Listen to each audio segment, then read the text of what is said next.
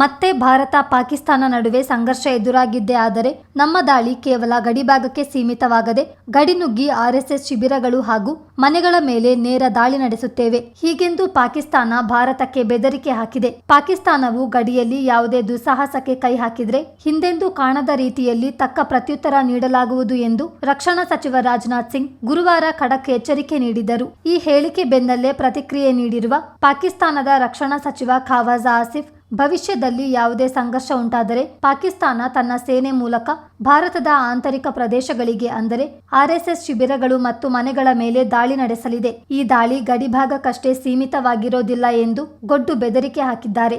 ಪಾಕಿಸ್ತಾನವು ಶಾಂತಿ ಮತ್ತು ಪ್ರಾದೇಶಿಕ ಸ್ಥಿರತೆಯನ್ನು ಕಾಪಾಡಲು ಬದ್ಧವಾಗಿದೆ. ಆದರೆ ಯಾವುದೇ ಪ್ರಚೋದನೆ ಎದುರಾಗಿದ್ದೇ ಆದರೆ ಸ್ವಾತಂತ್ರ್ಯ ರಕ್ಷಣೆಗೆ ಪೂರ್ಣ ಸಜ್ಜಾಗಿರುತ್ತದೆ. ಈ ಬಾರಿ ಸಂಘರ್ಷ ಎದುರಾಗಿದ್ದೇ ಆದರೆ ಆ ದಾಳಿ ಗಡಿಭಾಗಕ್ಕೆ ಸೀಮಿತವಾಗಿರೋದಿಲ್ಲ. ಭಾರತದ ಆಂತರಿಕ ತಾಣಗಳನ್ನು ಪೂರ್ತಿಯಾಗಿ ಗುರಿಯಾಗಿಸಲಾಗುವುದು ಎಂದು ಖವಾಜಾ ಆಸಿಫ್ ಹೇಳಿದ್ದಾರೆ. ಬ್ಯೂರೋ ರಿಪೋರ್ಟ್, ಚಿತ್ತಾರ ನ್ಯೂಸ್.